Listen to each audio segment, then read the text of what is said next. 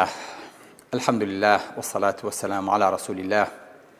خۆشەویستان و ئازیزان، لە زنجیرە باسی تەندروستی خۆشەویستە ئەمڕۆ باسی یەکێک لە هەرە پایە گەورەکانی مانەوەی تەندروستی پێغەمبەری خوا صلی الله علیه و سلم بەو تەندروستیە چاک و باشە کە مەفروزە ئێمە وەکو ئومەتەکەی چاوی لێ بکەین بۆ ئەوەی کە لەم ئەسڕەیە نەفەوتین. ئەگەر ئەو پێویستی بەوە بووبێ کە پیادەی ئەو عیبادەت و ئەو کارە بکە تەندروستی پێپارێزراوە بێ، ئەوە بەڕاستی ئێمە چەند قات پێویستمان پێیە لەم ڕۆژگاری جەنجاڵی و زۆر خۆراکی و ئیسراحەتیەیە زیاتر شوێن پێرەکانی هەڵگرینەوە و بتوانین پیادەی ئەو عیبادەتە بکەین. ئەویش ڕۆژوە. بزانین ڕۆژوو خۆشەویستەکانم چی لە ئینسان ئاگۆڕێ. ئایزەکانم، ڕۆژوو بە تایبەتی لە ڕەمەزانە کە ئینسان 30 ڕۆژ بە ڕۆژوە بێ، وای لێ ئەکات کە ژەنگوژاری هەموو لاشە کە 11 مانگە کۆی کردوتەوە، ئەم کۆلیسترۆڵ و ئەم ژەنگوژار و ئەم پیسیە کە ناو لاشەیە ماوە پاشماوەی خۆراکەکان کەڵەکە بوون، ئێستا کاتی ئەوە هاتووە کە پاکرێنەوە، کە تەسفیە بکرێن. چۆن مارکێتێک، چۆن مەخزنێک، چۆن کۆگایەک ساڵانە بە دوای کارەکانی خۆیان ئەچێ بزانێ چەنی ئێستا ئێکسپایر نزیک بۆتەوە، ئەم لاشەیەش ئاوایە پێویستە مانگێک پشوو بە ئیسراحەت بکە، دەرگاکانی دابخە و مەشغوڵ بێ بەخۆیەوەی بۆ ئەوەی کە ئەو خانانی کە ئێستاکەنە کۆن بوون زەرەی لێ نەدەن، چونکە خانەکە کۆن بوو ئەگۆڕێ، کە گۆڕا ئەبێ بە سەرەتان یاخود دەبێ بە نەخۆشی لە ناو لاشەیە. ئەم تەراکوم و ئەم پاڵە پەستوەیە وا ئەکات کە نەخۆشیەکان لە ئینسانەکانە بە تایبەتی لە عمرە هەڵکشاوەکانە زیاتر بێ. بۆیە خوای گەورە فەرمێ وەئەن تەصوموا خەیڕ لەکم، هەر کاتێ بە ڕۆژوو بن بۆ خۆتان باشترە. خوای گەورە پێویستی بە ڕۆژوو ئێمە نییە ژەمێک لە خۆراکی خوای گەورە هیچ لەسەر زەوی ناگۆڕێ، بەڵام ئیسفادەکە دیارە بۆ ئێمەیە.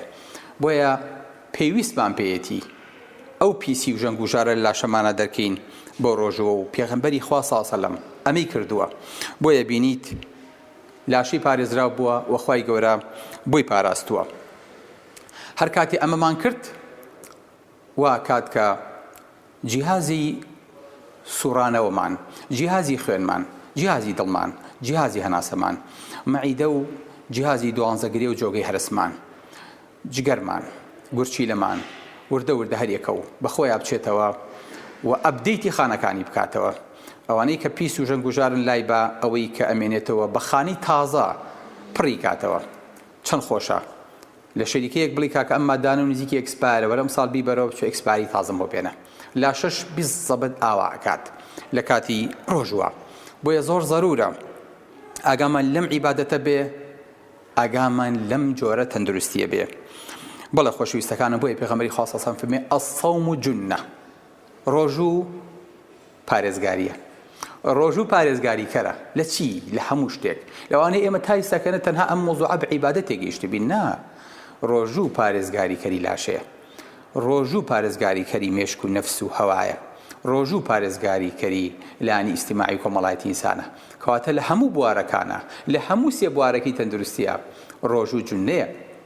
بۆیە ئینسانە بێت ئاگای لەمە بێ چۆن مەناعی بەرامبەر بە شەیطان و بەرامبەر ئەهوا و بەرامبەر بە نەفس و بەرامبەر بە تاوان زیادەکە. سوبحان الله، ڕۆژوو مەناعی ئینسان بەرز دەکاتەوە. ڕۆژوو ئیستیراباتی نەفسی نایەڵێ، بێئارامی نایەڵێ، قەلەقی نایەڵێ، هەندی انحرافاتی سلوکی نایەڵێ.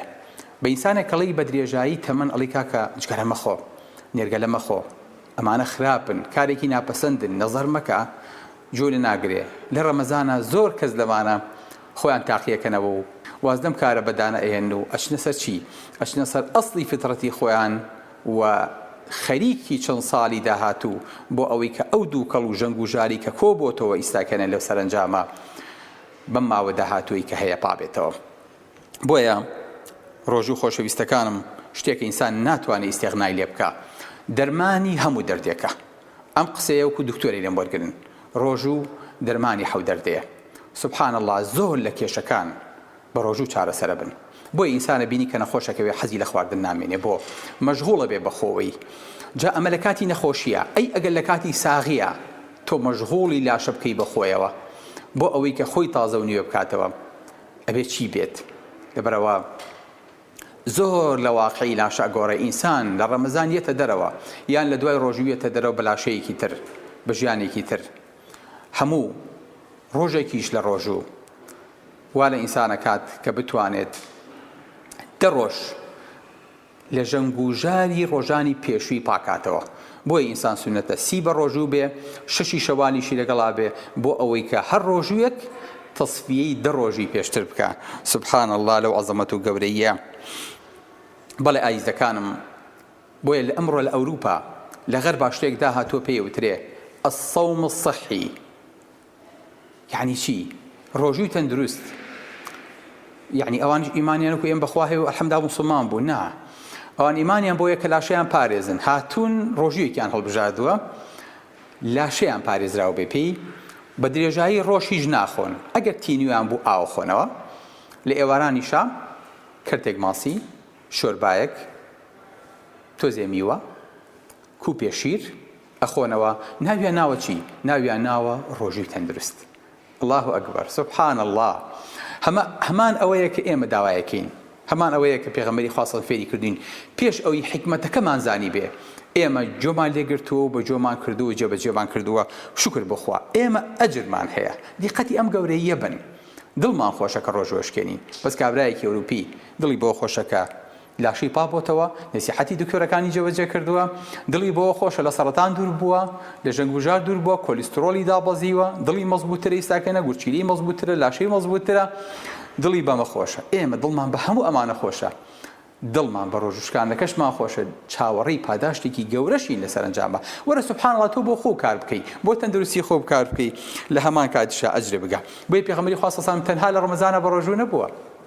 ئەبینی پێغەمبەری خوا وەکو دایک عایشەوانە فەرمێ زۆربەی ئەم مانگەشی یۆک و شعبان گرتووە کە پێش ڕەمەزانە. زۆربەی ئەو کاتانی کە بە ڕۆژوو بووە لە مانگەکەی دووشەمان و پێشەمان پێغەمبەری خوا هەموو کاتێ بە ڕۆژوو بووە. پێغەمبەری خوا سەڵ 6 شەوالی گرتووە. پێغەمبەری خوا 3 ڕۆژ لە مانگەکەیە بە ڕۆژوو بۆ بەسابتی. یعنی ئەگەر ڕۆژی پێغەمبەری خوا لێک بینەوە سبحان الله ئەکاتە نزیکی نیوەی تەمەنی، نیوەی ساڵەکە پێغەمبەری خوا سەڵ سەلەم لە 360ەکە تقریبا نەتوانی بڵیت 170 بە ڕۆژوو بووە. ئەمە شەپارێزگاری ژیانی پێغەمبەری خوای کردو ساس جگە لەوەی پێغەمبەری خوا سەلەم بەردەوام هەڵسوڕاوە و لە ڕۆژەکانی تریشە ئەوەی نەخواردووە هەتاوەکو لە لاشەیە کەڵەکە بێ. بەڵێ خۆشەویستەکانم، بۆیە پێتان ئەڵێم ڕۆژوو هەرزانترین دکتۆرە.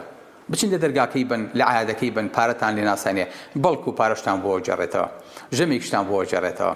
بۆیە ڕۆژوو لەمان پێڵێن ئەو چەقۆیی جەڕاح کە بەشە پیسەکەی لاشە لە باڵپاکێک کاتەوە. جاری خۆڵە چۆرەیە، غودەیەکە زیاد ئیشەکە، بەشە سەرەتانیەکەیە بریتیە لەوە. بۆیە بینیت باشترین عیلاجە بۆ مەرارە، بۆ بەردی گورچیلە و بەردی زرا و شوێنەکانی تر. ئەمانە هەر هەمووی تەفتیتەکە وە چەوری لە ناو لە شاهەڵەوە شوێنێ. بەڵێ خۆشەویستەکانم، ڕۆژوو باشترین مەلادە، باشترین خەڵوەتگەیە بۆی کە ئینسان دەرونیشی ئارام بێ، هەڵ نەچێ، ڕۆ نەچێ.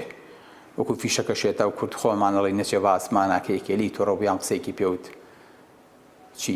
کورد دەڵێ برسێتی ڕێگی هاری پێوەیە. وەڵای قەت قسەیەکی پێوتی دەی پێ بڵێیتەوە کاکە. نا فەلیەقم ئینی صائم ئینی صائم. با بڵێن بە ڕۆژوو. یعنی حتا لایانی دەرونیشەوە ئینسان ئەوە ئارام بێ. ئەگەر خەڵکە جوێنی پێ قسەی پێ و شەڕی پێ فرۆشت بڵێن بە ڕۆژوو.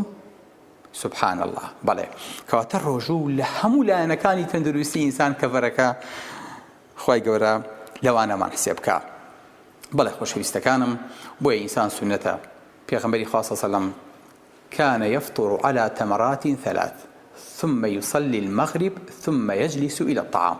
پێغەمبەری خوا سەڵ هەر کاتێک ڕۆژوشکان بێ 3 دەنگە خۆرمای خواردووە، دوای نوێژی کردووە، اینجا هەستاوە بۆ نوێژ. ئەمەش گەورەیی چیمان پیشانەیە؟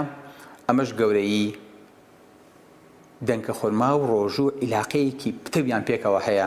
ئەوی ژەوەیە کە ئینسان ئەم شیرینیە خوا مەعیدەی پڕە بێ، هەست بە تێریەکە، زوو ئەم گلوکۆزە، زوو ئەم خۆراکە ئەگاتە مێشک، ئینسان هەستی بە برسێتی نامێنێ.